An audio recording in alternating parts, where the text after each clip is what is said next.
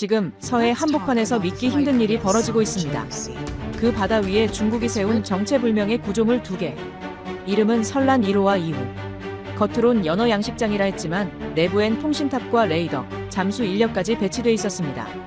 문제는 그 위치입니다. 한국과 중국이 공동 관리하는 잠정조치수역 한가운데. 협정상 그곳엔 어떤 고정 구조물도 세울 수 없었습니다. 하지만 중국은 이를 어기고 바다 위에 군사거점을 세우고 있었습니다. 중국은 말합니다. 단순한 어업시설일 뿐이다. 그러나 한국 전문가들은 단언합니다. 군사기지입니다. 서해를 중국의 내해로 만들려는 그들의 야심. 그리고 지금 이 순간 서해에서는 보이지 않는 전쟁이 벌어지고 있습니다. 구독, 좋아요 잊지 마세요. 이야기 시작합니다. 안녕하세요. 저는 해양과학기술원 선임연구원 이현수입니다. 오늘 아침 7시 30분 서울해양과학기술원 전략회의실에 들어서자마자 거대한 모니터 화면이 제 시선을 사로잡았습니다. 98인치 대형 스크린에 서해 위성사진이 선명하게 떠올라 있었어요. 그 한가운데 바다에 떠있는 2개의 거대한 인공 구조물이 마치 바다 위에 떨어진 콘크리트 덩어리처럼 보였죠. 회의실 안 15명의 관계자들이 모두 숨을 죽이고 그 화면을 바라보고 있었습니다. 공기 중에는 긴장감이 팽팽하게 흐르고 있었어요. 저는 천천히 입을 열었습니다. 저게 바로 중국이 말하는 설란 1호, 2호라고 말이에요. 문제는 이게 단순한 양식장이 아니라는 점이었습니다. 화면을 자세히 보니 헬리콥터 착륙장, 고성능 통신 안테나, 해저, 깊숙이 박힌 콘크리트 고정 기초가 너무나 완벽한 군사구조로 배치되어 있었어요. 어업시설이라고 보기엔 지나치게 체계적이고 전략적이었죠. 저는 냉정하게 분석 결과를 제시했습니다. 서해 평균 수온은 섭씨 12도에서 18도 사이로 연어가 생존할 수 없는 환경이라고요. 그들이 양식장을 세웠다는 건 과학적으로 전혀 말이 안 된다고 했어요. 국방부 관계자가 무거운 목소리로 말했습니다. 위치가 가장 큰 문제라고 하더군요. 여긴 한중 잠정조치수역이고 2001년 어업협정상 고정식 시설은 명백히 금지되어 있다고 했어요. 저는 더욱 구체적으로 설명했습니다. 설란 1호, 2호는 모두 한중 잠정조치수역 안에 세워졌다고요. 2001년 어업협정에 따라 이 구역에선 어업만 허용되고 고정식 구조물과 지하자원 개발은 명백히 금지되어 있어요. 그런데 저건 해저 30m 깊이에 콘크리트 기초가 박힌 구조물이죠. 명백한 협정 위반이었습니다. 회의실이 술렁이기 시작했어요. 누군가 속삭이는 소리가 들렸습니다. 그럼 7년 동안 우리가 몰랐단 말이냐고요. 저는 천천히 답했어요. 설란 1호기는 2018년에 이미 설치됐다고 했습니다. 당시 중국은 이걸 단순한 연어 양식 시설이라고 발표했죠. 설란 2호는 지난해 말쯤 추가로 세워진 것으로 추정된다고요. 정부는 그동안 저걸 단순한 연어 양식 시설이라 여겼어요. 그런데 올해 1월 중국 내부 자료에서 설란 2호기에서 연어 양식이 진행 중이라는 정보가 나오면서 그제서야 정확한 위치를 확인하게 되었다고 설명했어요. 회의실 안이 잠시 정적에 잠겼습니다. 국방부 인사가 신중하게 말했어요. 7년 전에는 단순한 양식장으로 시작했지만 점진적으로 시설이 확장되어 왔다고 하더군요. 우리도 변화를 감지하고 있었지만 결정적 증거가 부족했다고 했습니다. 제 목소리가 낮게 깔렸습니다. 바로 그것이 중국의 전략이라고 했어요. 남중국해에서도 똑같은 방식을 사용했다고 강조했습니다. 작은 시설로 시작해서 기정사실을 쌓아가는 방법이라고요. 정적이 흘렀죠. 누군가 중얼거리는 소리가 들렸습니다. 이제는 양식장이 아니라 전초기지라고요. 저는 단호하게 말했습니다. 확인하지 않으면 내해가 된다고요. 회의실의 공기가 멈춘 것 같았어요. 모든 시선이 저에게 집중되었습니다. 외교부 북아시아 국장 정성우가 난색을 표했어요. 아직 확증이 부족하다면서 불필요한 외교적 마찰은 피해야 한다고 하더군요. 하지만 국방부 전략 담당 한기철 실장은 달랐습니다. 만약 저게 군사시설이라면 우리는 지금 당장 대응해야 한다고 말했어요. 제 가슴속에서는 무언가가 끓어오르고 있었어요. 해양지질학자로서 30년간 바다를 연구해온 제가 이제는 단순한 관찰자가 아닌 증인이 되어야 한다는 절박함이었습니다. 과학자의 객관성과 국민의 한 사람으로서의 책임감이 충돌하고 있었어요. 창밖으로 서해가 보였어요. 오늘따라 유난히 잔잔해 보이는 그 바다 너머에서 무언가 중대한 변화가 일어나고 있다는 걸 저는 직감하고 있었습니다. 바람 소리도 평소보다 무겁게 들렸어요.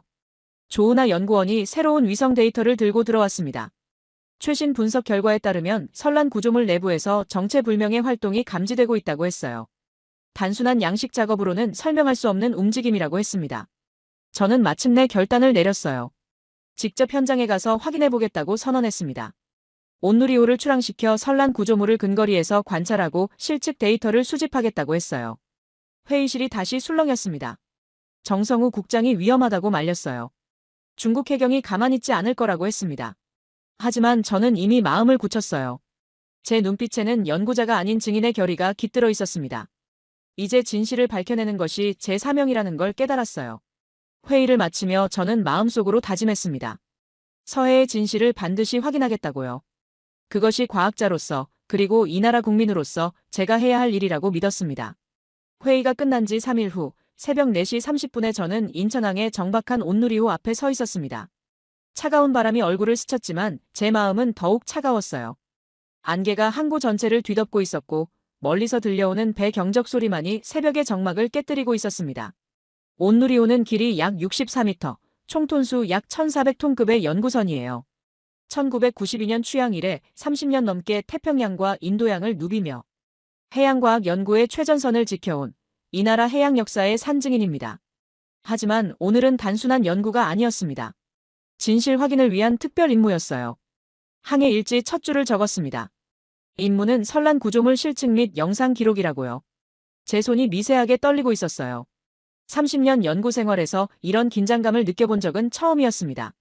조은하 연구원이 마지막 장비 점검을 마치고 저에게 보고했어요.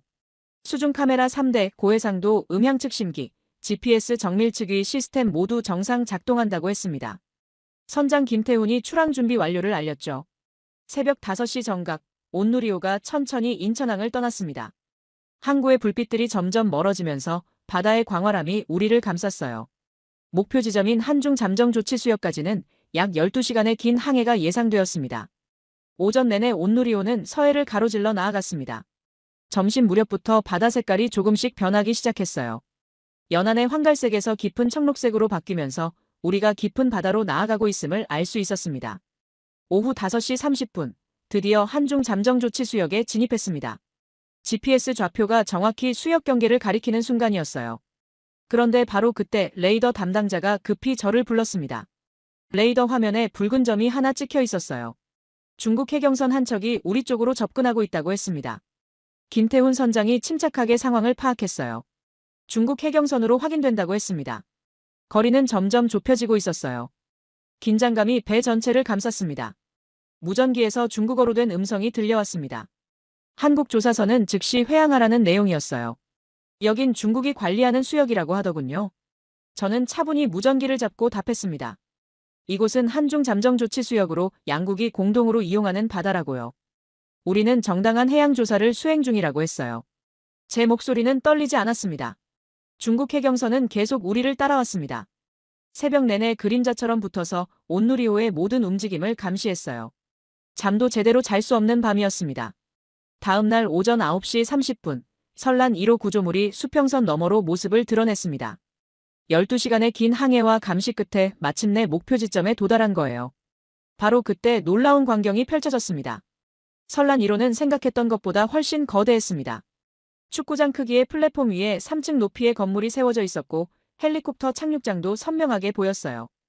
양식장이라고 하기엔 너무나 완벽한 군사시설 같았습니다.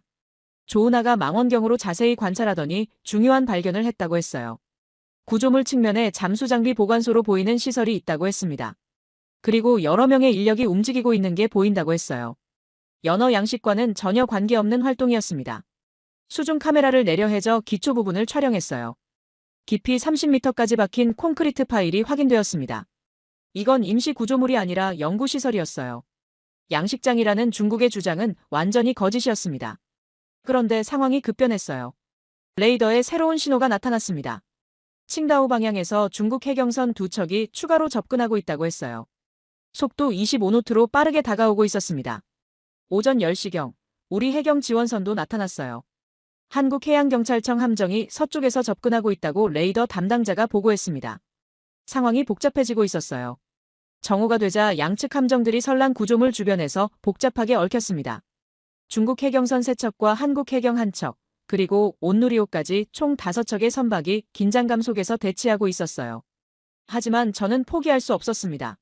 선란 2호 구조물도 확인해야 했어요. 김태훈 선장에게 2호 지점으로 이동하자고 했습니다. 선장은 위험하다고 말렸지만 저는 고집했어요. 설란 2호는 1호보다 더 충격적이었습니다. 더 큰 규모의 더 많은 시설들이 들어서 있었어요. 레이더 안테나로 보이는 도명 구조물까지 있었습니다. 이건 명백히 군사시설이었어요. 오후가 되자 온누리호와 한국 해경함정이 한반도 방향으로 철수하기 시작했습니다. 하지만 중국 해경선들은 끝까지 포기하지 않았어요. 붉은색 중국 함정들이 우리를 끝까지 따라붙었습니다. 15시간 동안 이어진 추적과 감시였어요. 양국 선박들은 가장 가까울 때 3km 거리까지 근접했습니다. 총알은 오가지 않았지만 긴장감과 압박감은 실제 전쟁과 다를 바 없었어요. 중국 함정들은 우리가 잠정 조치 수역을 완전히 벗어날 때까지 추적을 멈추지 않았습니다. 그들의 집요함에 저는 소름이 돋았어요. 저는 조은하에게 지시했어요. 모든 걸 기록하라고 했습니다. 이게 우리가 진실을 지키는 방식이라고 했어요. 그녀는 떨리는 손으로 카메라 셔터를 누르며 15시간 동안의 모든 순간을 담아냈습니다. 귀향하면서 저는 확신했습니다. 설란 구조물들은 절대 양식장이 아니라고요. 그것들은 서해를 감시하고 통제하기 위한 전초기지였습니다. 이제 정부의 정확한 진실을 보고해야 했어요. 15시간의 대치가 그 증거였습니다. 15시간의 긴 대치를 끝내고 인천항에 도착한 것은 다음 날 저녁 8시였습니다. 온누리호의 엔진 소리가 멈추자 항구의 정적이 저를 감쌌어요. 하지만 제 머릿속은 여전히 서해의 파도 소리로 가득했습니다. 중국 해경선들의 붉은 불빛이 아직도 눈앞에 선명하게 남아 있었어요. 김태훈 선장이 피곤한 표정으로 저에게 다가왔습니다. 30년 항해 경험에도 이런 긴장감은 처음이었다고 하더군요. 조은하 연구원은 손에 든 카메라를 꽉 쥐고 있었어요. 15시간 동안 촬영한 영상과 사진들이 그 안에 들어 있었습니다. 저는 바로 연구소로 향했어요. 늦은 시간이었지만 긴급 회의를 소집해야 했습니다. 서해에서 벌어진 일들을 정부에 즉시 보고해야 했어요. 사무실 불을 켜고 컴퓨터 앞에 앉으니 제 손이 미세하게 떨리고 있었습니다. 조은하가 촬영한 자료들을 하나씩 검토했어요. 설란 1호의 헬리콥터 착륙장, 통신 안테나, 잠수장비 보관소, 설란 2호의 레이더 돔, 대형 크레인, 해저 케이블 연결 시설. 모든 것이 양식장과는 거리가 멀었습니다. 이건 명백한 군사시설이었어요. 새벽 2시에 급히 소집된 정부 긴급회의실은 긴장감으로 가득했습니다. 해양수산부, 국방부, 외교부, 국정원 관계자들이 모두 모였어요. 저는 손에 든 보고서를 테이블 위에 내려놓았습니다. 목소리를 가다듬고 말했어요. 설란 1호, 2호는 양식장이 아니라고요. 내부의 잠수 인력과 산소 탱크, 고성능 통신 장비가 확인되었다고 했습니다. 특히 설란 2호에는 레이더 시설까지 설치되어 있었어요. 국방부 전략 담당 한기철 실장이 날카로운 질문을 던졌습니다. 그럼 이게 군사시설이라는 확실한 증거가 있냐고 물었어요. 저는 조은하가 촬영한 고해상도 사진들을 스크린에 띄웠습니다. 화면에 나타난 설란 구조물들은 충격적이었어요. 축구장 크기의 플랫폼 위에 3층 건물, 헬리콥터 착륙장, 대형 크레인, 통신 안테나가 완벽하게 배치되어 있었습니다. 그리고 가장 결정적인 증거는 해저 30m 깊이까지 박힌 콘크리트 기초였어요. 저는 냉정하게 설명했습니다. 과학적 분석 결과 중국의 연어 양식 주장은 완전히 거짓으로 판명되었다고요. 서해 수온으로는 연어가 생존할 수 없다고 강조했습니다. 외교부 북아시아 국장 정성우가 난색을 표했어요. 아직 확증이 부족하다면서 성급한 판단은 위험하다고 했습니다. 중국과의 외교적 마찰을 우려한다고 하더군요. 불필요한 자극은 피해야 한다는 입장이었어요. 하지만 한기철 실장은 달랐습니다. 만약 적의 군사시설이라면 우리 안보에 직접적인 위협이 된다고 말했어요. 서해 항로를 감시하고 통제할 수 있는 위치에 있다고 했습니다. 저는 책상을 치며 목소리를 높였어요. 그럼 우리가 침묵하는 동안 그들은 또 하나를 세울 거라고 외쳤습니다. 2022년에 석유 시추 설비 형태의 구조물을 추가로 설치한 것처럼 말이에요. 지난 2월 26일에도 온누리호의 구조물 점검을 막아선 적이 있다고 했어요. 회의실의 공기가 얼어붙었습니다. 모든 시선이 저에게 집중되었어요. 저는 마지막으로 덧붙였습니다. 서해는 조용하지만 이미 점령당하고 있다고요. 국정원 관계자가 중요한 정보를 제공했어요. 미국 CSIS에서 이미 이 문제를 주목하고 있다고 했습니다. 중국이 서해에서 남중국해와 동중국해에서 사용해온 것과 동일한 전략을 구사하고 있다는 분석이 나왔다고 했어요. 저는 그 말을 듣고 소름이 돋았습니다. 남중국해에서 중국이 인공섬 7개를 건설하고 활주로와 레이더 기지를 설치한 것을 떠올렸어요. 2016년 국제재판소에서 불법 판결을 받았지만 중국은 지금도 그곳에 주둔하고 있습니다. 한기철 실장이 무겁게 말했어요. 서해가 남중국해에 리허설이 되는 건 시간 문제라고 했습니다. 저는 더욱 절박하게 대답했어요. 우린 지금 과거를 보는 게 아니라 미래의 뉴스 리플레이를 보고 있다고 말했습니다. 정성우 국장이 여전히 신중론을 폈어요. 외교적 해결을 먼저 시도해야 한다고 했습니다. 중국과의 대화를 통해 문제를 풀어나가자고 제안했어요. 하지만 저는 반박했습니다. 7년 동안 대화만 했는데 결과가 뭐냐고 물었어요. 설란 1호에 이어 2호까지 세워졌고 2022년에는 석유 시추 설비까지 추가되었다고 했습니다. 대화하는 동안 기정사실이 쌓여가고 있다고 강조했어요. 회의는 새벽 4시까지 이어졌습니다. 결론은 명확했어요. 더 이상 방관할 수 없다는 것이었습니다. 하지만 구체적인 대응 방안에 대해서는 의견이 갈렸어요. 저는 제안했습니다. 우리 방식으로 증명하자고 했어요. 총이나 함포가 아닌 데이터와 기록으로 싸우자고 말했습니다. 과학적 증거와 객관적 자료로 국제사회에 진실을 알리자고 했어요. 한기철 실장이 동의했습니다. 21세기 전쟁은 물리적 충돌이 아니라 정보와 여론의 싸움이라고 했어요. 우리가 가진 가장 강력한 무기는 진실이라고 덧붙였습니다. 회의를 마치고 연구소로 돌아왔을 때는 이미 해가 떠오르고 있었어요. 창밖으로 보이는 서해가 평온해 보였지만 저는 그 아래 숨겨진 긴장감을 느낄 수 있었습니다. 조은하가 밤새 작업한 분석 보고서를 가져왔어요. 위성 이미지와 현장 촬영 자료를 종합한 결과였습니다. 선란 구조물들의 정확한 규모와 시설 현황이 상세히 정리되어 있었어요. 저는 그 보고서를 보며 중얼거렸습니다.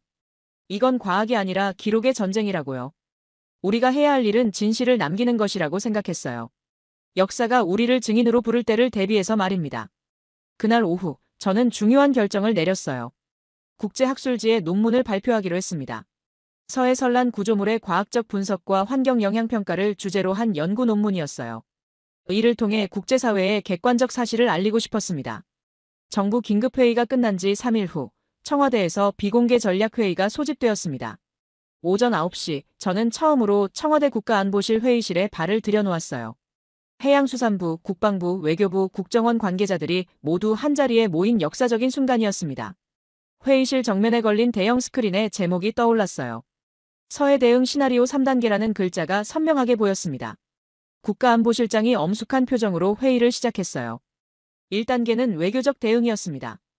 2001년 한중어업협정 재조정을 통한 해결 방안을 모색하는 것이죠. 정성우 외교부 국장이 설명했어요. 중국과 고위급 협의를 통해 선란 구조물 철거를 요구하겠다고 했습니다. 하지만 저는 회의적이었어요. 지난 7년간 외교적 접촉을 시도했지만 결과는 선란 2호와 석유 시추 설비의 추가 설치였다고 지적했습니다. 대화하는 동안 기정사실만 쌓여갔다고 강조했어요. 2단계는 기술적 대응이었습니다.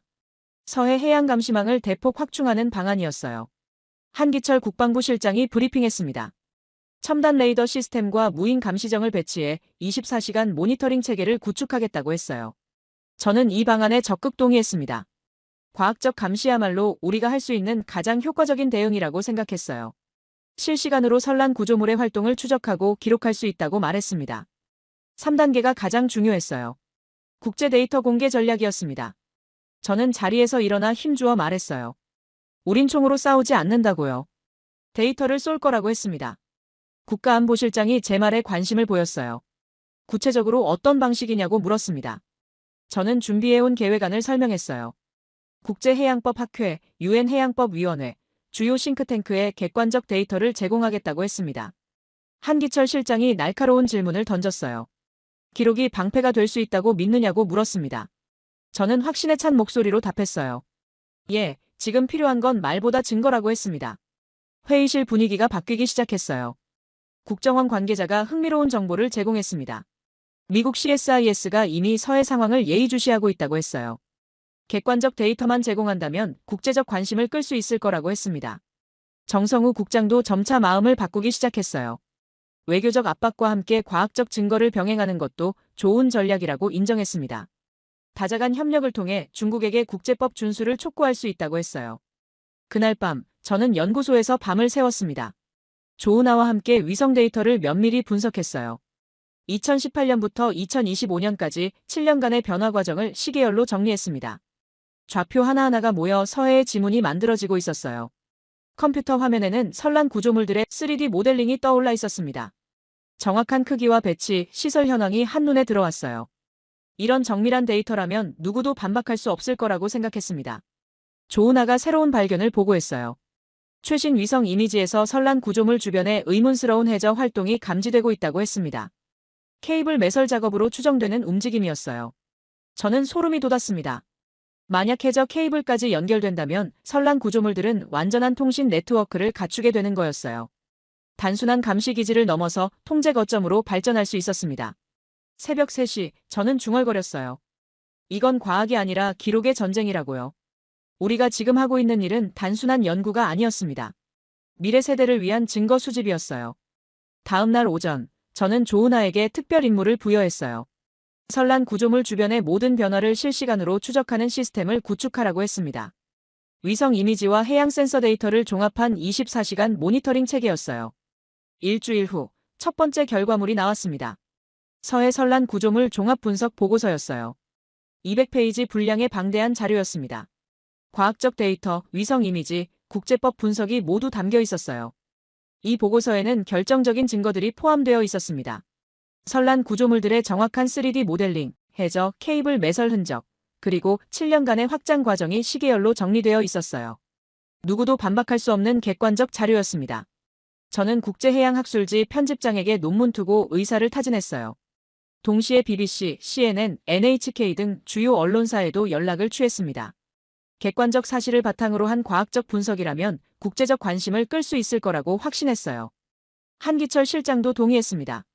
21세기 분쟁 해결의 핵심은 군사력이 아니라 정보력이라고 했어요. 객관적 사실과 과학적 근거야말로 가장 강력한 무기라고 덧붙였습니다. 정성우 국장도 마침내 설득되었어요. 외교와 과학의 결합이 새로운 돌파구가 될 수 있다고 인정했습니다. 국제사회의 여론을 우리 편으로 만드는 것이 중요하다고 했어요. 저는 그 보고서를 보며 확신했습니다. 이제 진짜 싸움이 시작될 거라고요.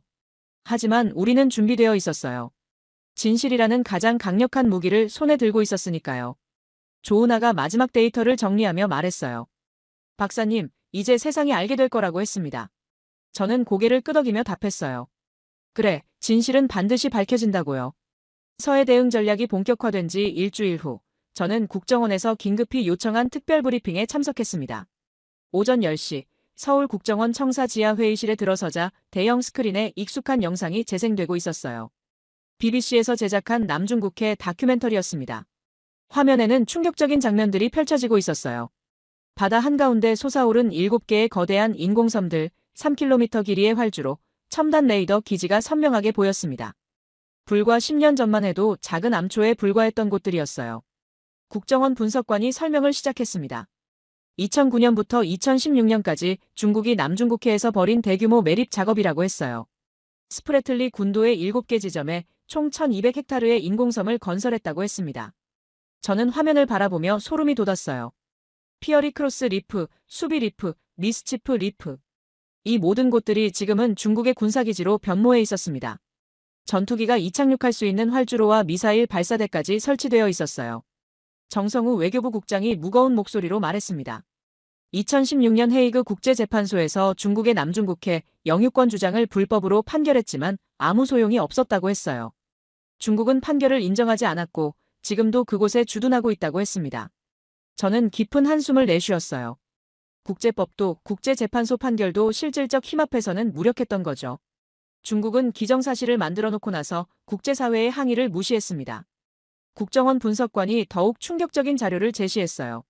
중국의 해상전략 문서 번역본이었습니다. 남중국해를 시작으로 동중국해, 그리고 서해까지 단계적으로 영향력을 확대한다는 내용이었어요. 화면에 나타난 지도가 섬뜩했습니다. 붉은색으로 표시된 중국의 해상 확장 로드맵이었어요. 1단계 남중국해, 2단계 동중국해, 3단계 서해. 우리가 지금 겪고 있는 상황이 이미 계획된 시나리오의 일부였다는 걸 깨달았습니다. 한기철 국방부 실장이 냉정하게 분석했어요. 서해가 남중국해의 리허설이 되는 건 시간 문제라고 했습니다. 선란 구조물들이 점점 확장되면 결국 군사기지로 발전할 거라고 경고했어요. 저는 더욱 절박하게 대답했습니다. 우린 지금 과거를 보는 게 아니라 미래의 뉴스 리플레이를 보고 있다고 말했어요. 10년 후 서해에서도 똑같은 일이 벌어질 수 있다고 강조했습니다. 브리핑이 계속되면서 더욱 구체적인 증거들이 제시되었어요. 중국이 남중국해에서 사용한 전술과 서해 선란 구조물의 건설 과정이 놀랍도록 유사했습니다. 먼저 민간시설이라고 주장하며 구조물을 설치하고 점진적으로 군사시설을 추가하는 방식이었어요. 국정원 관계자가 최신 정보를 공개했습니다. 미국 CSIS에서 발표한 분석 보고서였어요. 중국이 서해에서 남중국해와 동일한 전략을 구사하고 있다는 결론이었습니다. 점진적 확장을 통한 기정사실화 전술이라고 명명했더군요. 저는 그 보고서를 읽으며 분노가 치밀어 올랐어요. 우리가 7년 동안 중국의 연어 양식 주장을 믿고 있는 사이, 그들은 차근차근 서해 지배를 위한 발판을 마련하고 있었던 거였습니다. 화면에 2018년부터 2025년까지의 위성 이미지가 시계열로 나타났어요. 설란 1호의 건설 과정, 2호의 추가 설치, 2022년 석유 시추 설비 구조물까지. 남중국해에서 벌어진 일들이 서해에서 그대로 재현되고 있었습니다. 정성우 국장이 고민스러운 표정을 지었어요. 남중국해 사례를 보면 외교적 해결은 한계가 있다고 인정했습니다.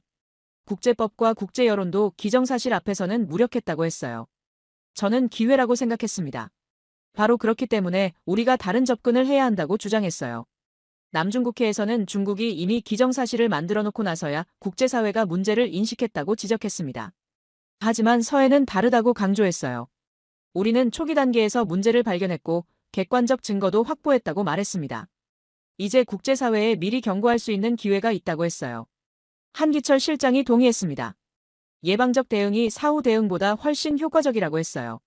남중국해의 교훈을 서해에 적용해야 한다고 강조했습니다. 국정원 관계자가 흥미로운 제안을 했어요. 필리핀, 베트남, 말레이시아 등 남중국해 분쟁 당사국들과 연대하는 방안을 검토해보자고 했습니다. 중국의 해상 확장주의에 공동 대응하는 국제연대를 구축하자는 아이디어였어요. 저는 그 제안에 적극 찬성했습니다. 과학적 데이터를 바탕으로 한 국제공조라면 중국에게 상당한 압박이 될 거라고 생각했어요. 더 이상 혼자 싸우지 않아도 된다는 희망이 보였습니다.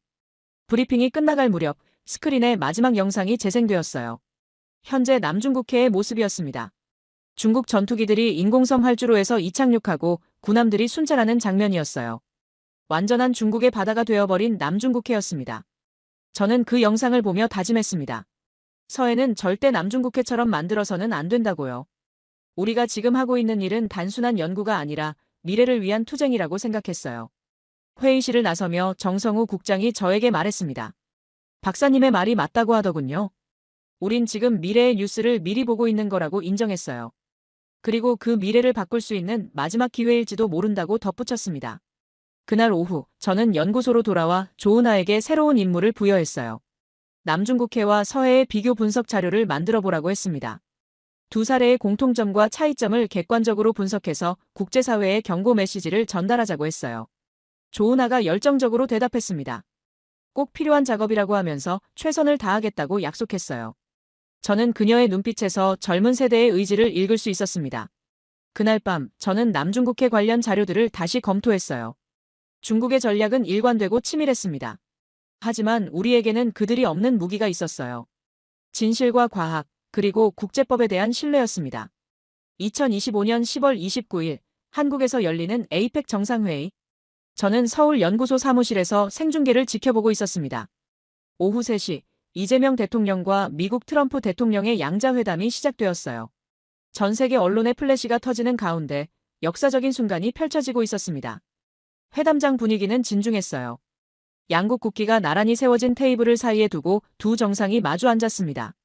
기자들의 셔터음이 쉴 새 없이 터져나왔지만 저는 오직 대통령의 입술 움직임만 주시하고 있었어요. 30분 후 공동 기자회견이 시작되었습니다. 이재명 대통령이 단상에 올라 마이크 앞에 섰어요. 그 순간 제 심장이 빠르게 뛰기 시작했습니다. 지난 3개월간 우리가 수집한 모든 데이터와 분석 자료가 이 순간을 위한 것이었으니까요. 대통령의 목소리가 회견장에 울려 퍼졌습니다. 핵추진 잠수함 연료를 우리가 공급받을 수 있도록 트럼프 대통령의 결단을 공개적으로 요청한다고 했어요. 안보 환경에 대응할 필요가 있고 한미동맹 강화에도 부합한다고 설명했습니다. 핵추진 잠수함을 여러 척 건조해서 한반도 동해와 서해 해역 방어 활동을 하면 미군의 부담도 상당히 줄어들 수 있을 것이라고 간조했어요. 정부가 핵추진 잠수함 도입 의지를 공식적으로 밝힌 것은 처음이었습니다. 그리고 마침내 핵심 발언이 나왔어요. 사용 후 핵연료의 제철이나 우라늄 농축 부문에 대해 실질적인 협의가 진척될 수 있도록 지시해 달라고 요청했습니다. 원자력 협정 개정에 대해서도 구체적으로 언급했어요. 기자회견장이 술렁였습니다. 각국 기자들이 일제히 손을 들어 질문을 쏟아냈어요. 이성호 국가안보실장이 브리핑에서 설명했습니다. 트럼프 대통령도 필요성에 공감했다고 했어요. 북한의 핵잠수함 건조 등 여건 변화에 따라 한국이 핵추진 잠수함 능력을 필요로 한다는데 공감을 표하면서 후속 협의를 해나가자고 했다고 전했습니다. 트럼프 대통령은 북핵 문제에 대처하기 위해 한미동맹 억지력을 향상시킬 필요가 있다고 화답했어요. 동맹국으로서 한국의 안보 우려를 충분히 공감한다는 의미였습니다. 양국은 후속 협의를 신속히 진행하겠다고 약속했습니다. 저는 TV 화면을 바라보며 가슴이 벅차올랐어요. 지난 3개월간 우리가 수집한 선란 구조물 데이터가 이 결단에 영향을 미쳤다는 걸 알 수 있었습니다. 과학자의 기록이 국가의 결정으로 이어지는 순간이었어요. 기자회견이 끝나자 각국 언론들이 일제히 속보를 내보냈습니다. CNN은 한국의 전략적 선택이라고 평가했어요. BBC는 동아시아 해상 균형의 변화라고 분석했습니다. NHK는 중국의 반발이 예상된다고 보도했어요. 저는 조은하에게 전화를 걸었습니다. 역사적인 순간을 함께 지켜보자고 했어요. 그녀도 연구소로 급히 달려왔습니다. 우리는 함께 뉴스를 지켜보며 감격스러워했어요. 그날 저녁 중국의 반응이 나오기 시작했어요.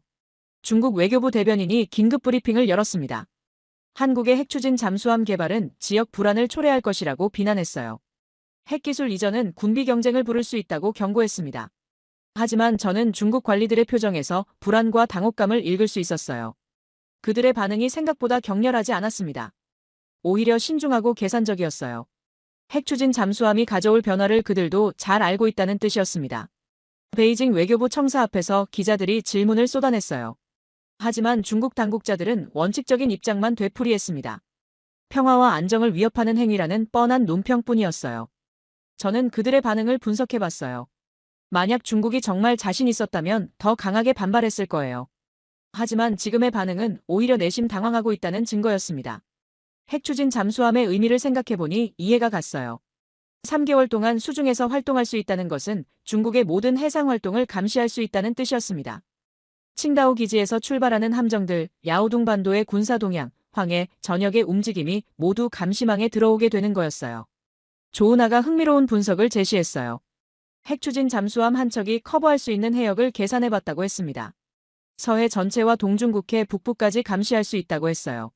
선란 구조물들도 당연히 감시 범위에 들어간다고 덧붙였습니다. 저는 깨달았어요.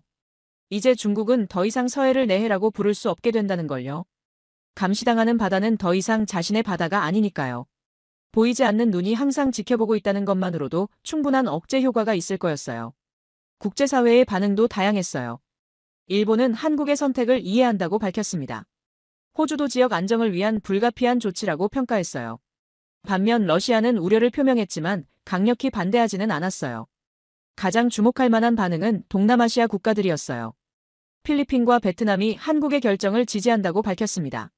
남중국해에서 중국의 압박을 받고 있는 그들로서는 한국의 대응이 희망적으로 보였을 거예요. 그날 밤 늦게 저는 책상 위에 놓인 서해 감시체계 설계도를 다시 펼쳐봤어요. 6개월 전만 해도 꿈같은 이야기였던 것들이 현실이 되고 있었습니다. 과학자의 관찰이 국가의 전략으로 발전한 순간이었어요. 에이펙의 결단은 단지 외교적 선언이 아니었어요. 서해를 지키기 위한 새로운 시대의 개막이었습니다. 더 이상 중국의 일방적인 현상 변경을 지켜만 보지 않겠다는 의지의 표현이었어요. 조은하가 마지막으로 말했어요. 박사님, 이제 정말 균형이 바뀔 거라고 했습니다. 저는 고개를 끄덕이며 답했어요. 그래, 이제 균형이 바다 밑에서 바뀌겠다고요. 창밖으로 서해가 보였어요. 평온해 보이는 그 바다 밑에서 새로운 역사가 시작되고 있었습니다. 보이지 않는 전쟁에서 보이지 않는 무기가 등장하는 순간이었어요. 저는 일기장에 마지막 한 줄을 적었습니다. 오늘 서해의 미래가 바뀌었다고요. 에이펙에서의 핵추진 잠수함 협의 발표 후 변화가 감지되기 시작했습니다. 저는 연구소에서 실시간 해양 감시 데이터를 분석하고 있었어요. 조은하가 흥미로운 패턴을 발견했다며 급히 저를 불렀습니다. 컴퓨터 화면에 나타난 그래프가 놀라웠어요. 선란 구조물 주변 중국 함정들의 활동 빈도가 급격히 변화하고 있었습니다. 지난 일주일간 야간 순찰이 평소의 절반으로 줄어들었다고 했어요. 더욱 흥미로운 것은 함정들의 행동 패턴이었습니다. 예전처럼 선란 구조물 근처에서 장시간 머물지 않고 빠르게 지나쳐가고 있었어요. 마치 뭔가를 의식하고 있는 듯한 움직임이었습니다. 조은하가 세부 분석 결과를 보여줬어요. 특히 주목할 만한 변화는 설란 2호 주변이었습니다. 평소 24시간 상주하던 경비정이 12시간으로 줄어들었다고 했어요. 그것도 주로 주간에만 활동하고 있었습니다. 저는 이 변화의 의미를 곰곰이 생각해봤어요. 중국이 공식적으로 반발했지만 실제로는 활동을 자제하고 있다는 뜻이었습니다. 핵추진 잠수함이 아직 실전 배치되지도 않았는데 벌써 심리적 효과가 나타나고 있었어요. 며칠 후 더욱 구체적인 증거가 포착되었습니다. 위성 분석 전문 업체에서 제공한 자료였어요. 설란 구조물에서 진행되던 확장 공사가 중단되었다는 보고였습니다. 국정원 관계자가 추가 정보를 전해왔어요. 중국 내부에서 서해 전략에 대한 재검토가 이루어지고 있다는 첩보였습니다. 한국의 대응이 예상보다 체계적이고 국제적 지지를 받고 있어서 당황하고 있다는 분석이었어요. 한편 국제사회의 움직임도 활발해지고 있었습니다. 필리핀 외무장관이 서울을 방문해 해양감시 기술 협력을 요청했어요. 남중국해에서 중국의 압박을 받고 있는 필리핀으로서는 한국의 접근법이 매력적으로 보였을 거예요. 베트남도 비슷한 관심을 보였습니다. 베트남 해양연구소에서 공식 서신을 보내와 기술 교류를 제안했어요. 과학적 데이터를 바탕으로 한 대응 방식에 큰 관심을 표명했습니다. 정성우 외교부 국장이 브리핑에서 설명했어요. 동남아시아 국가들이 한국의 해양감시 모델을 벤치마킹하려 한다고 했습니다. 군사적 대결보다는 과학적 접근을 통한 문제 해결에 주목하고 있다고 덧붙였어요. 저는 이런 국제적 연대 가능성에 크게 고무되었습니다. 서해에서 시작된 우리의 시도가 다른 지역의 해양 분쟁 해결에도 도움이 될 수 있다고 생각했어요. 며칠 후 예상치 못한 소식이 들려왔습니다. 일본 해상보안청에서 한국의 해양감시 시스템에 대한 정보 공유를 요청해왔다는 것이었어요. 동중국해에서도 비슷한 문제를 겪고 있어서 한국의 경험을 참고하고 싶다고 했습니다. 한기철 국방부 실장이 분석했어요. 한국의 대응이 역내 다른 국가들에게 새로운 가능성을 보여주고 있다고 했습니다. 중국의 해상 확장에 대해 개별적으로 대응하던 국가들이 공동 대응의 필요성을 느끼기 시작했다고 평가했어요. 그즈음 흥미로운 변화가 또 감지되었어요. 중국 관영 매체들의 논조가 미묘하게 바뀌고 있었습니다. 처음에는 한국을 직접 비난했지만 이제는 지역 평화와 안정이라는 추상적 표현을 주로 사용하고 있었어요. 조은하가 중국 언론 분석 결과를 보고했습니다. 설란 구조물에 대한 언급이 현저히 줄어들었다고 했어요. 대신 일반적인 해양 협력 필요성을 강조하는 기사들이 늘어났다고 덧붙였어요. 저는 이런 변화들을 종합해서 판단했어요. 중국이 기존 전략을 재검토하고 있다는 신호였습니다. 무력으로 밀어붙이기보다는 다른 방식을 모색하고 있을 가능성이 높았어요. 국정원에서 추가 분석 자료를 제공했습니다. 중국 군부 내에서도 서해 전략에 대한 의견이 분분하다는 정보였어요. 일부에서는 한국의 반응을 과소평가했다며 전략 수정이 필요하다고 주장하고 있다는 내용이었습니다. 그날 저녁 저는 조은하와 함께 지난 한 달간의 데이터를 종합 분석했어요. 결론은 명확했습니다. 한국의 핵추진 잠수함 발표가 실제로 현장에 변화를 가져오고 있다는 것이었어요. 단순히 중국 함정들의 활동 패턴만 바뀐 게 아니었습니다. 설란 구조물 확장 중단, 중국 내부의 전략 재검토, 국제사회의 관심 증가까지 연쇄적인 효과가 나타나고 있었어요. 조은하가 마지막으로 말했습니다. 박사님, 정말 균형이 바뀌고 있는 것 같다고 했어요. 물리적 충돌 없이도 상황을 변화시킬 수 있다는 걸 보여주고 있다고 덧붙였어요. 저는 고개를 끄덕이며 답했어요. 그래, 21세기식 해법이 작동하고 있다고 했습니다. 데이터와 과학, 그리고 국제연대가 만들어내는 새로운 형태의 억제력이라고 생각했어요. 그날 밤 일지에 적었습니다.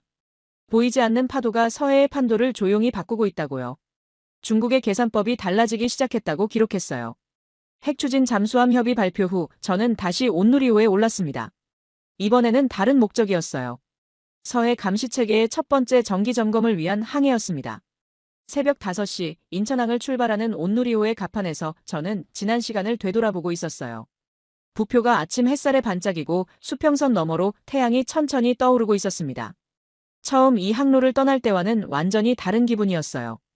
그때는 불안과 긴장으로 가득했지만 지금은 차분한 확신이 마음을 채우고 있었습니다. 조은하가 제 옆에 서서 새로운 장비들을 점검하고 있었어요. 이번에는 최첨단 해양감시 시스템이 온누리호에 탑재되어 있었습니다. 실시간 데이터 전송 시스템, 고해상도, 수중 음향 장비, 위성 연동 감시 네트워크까지 완벽하게 갖춰져 있었어요.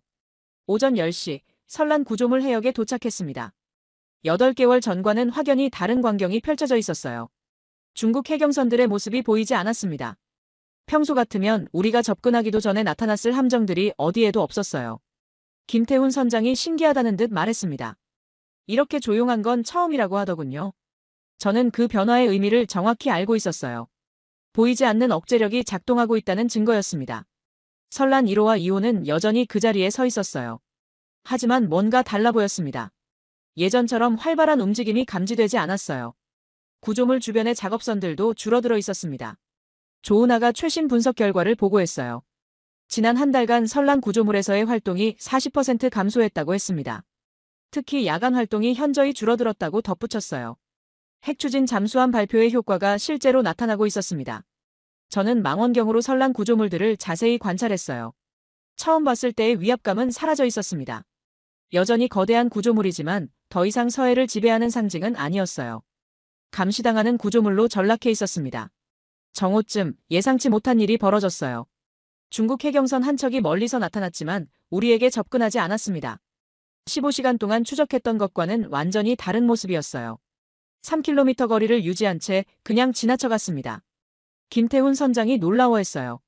무전 연락도 없이 그냥 지나간다고 하더군요. 저는 미소를 지으며 답했습니다.